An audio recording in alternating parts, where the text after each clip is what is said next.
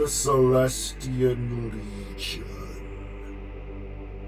Although the super soldiers of the Imperium are the dragon's children, are the greatest force of humanity has to offer, they are too few and not enough of them can be made to make up the entirety of the human military might.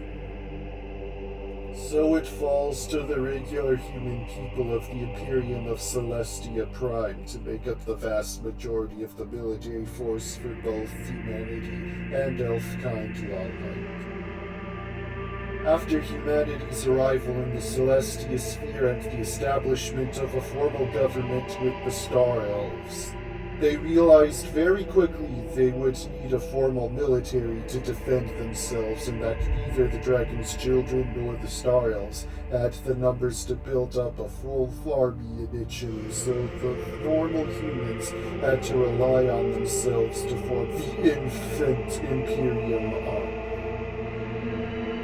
Despite being the greater number of the three groups, the normal humans only had one planet and a small fighting force from the army that had come to their defense before being pulled into the Celestia Sphere worth of people to make a full army. And most of the civilian populace did not have the fortitude to become soldiers. So, despite the stigma around cloning technology, it would be used to clone the greatest number of men and women from humanity's defenders to supply the manpower necessary to build a full army. To keep the taint of cloning from causing unnecessary friction within the Imperium, it was decreed by the ruling body of the time that the cloning facilities would only remain in full operation for 20 years. Then after the allotted time had passed, and the human and elf populace had been replenished, they would exclusively turn to traditional recruitment from the citizenry and forced drafts from the criminal element to make up their legions of defenders. Between the 20 years of temporary unbanning of cloning and discovering ancient alien technology while exploring what would become their capital world, Celestia Prime, the military might of the Imperium would be established and formally called the Celestian Legion.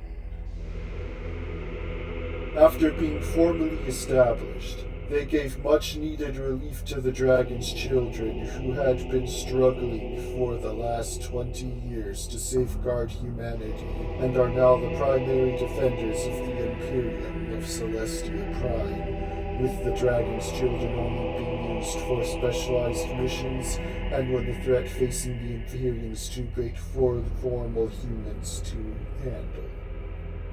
Regardless of not being superhumans like the Dragon's Children are gifted with arcane gifts like the Star Elves, the Celestian Legion will stop at nothing to defend the citizens of the Imperium until every last drop of blood has been spilled from their bodies.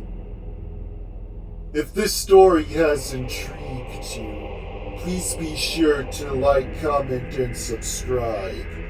It is always a great pleasure to share the stories of the Celestial Sphere with all of you. Until next time, may the flames of the dragon ever burn within you.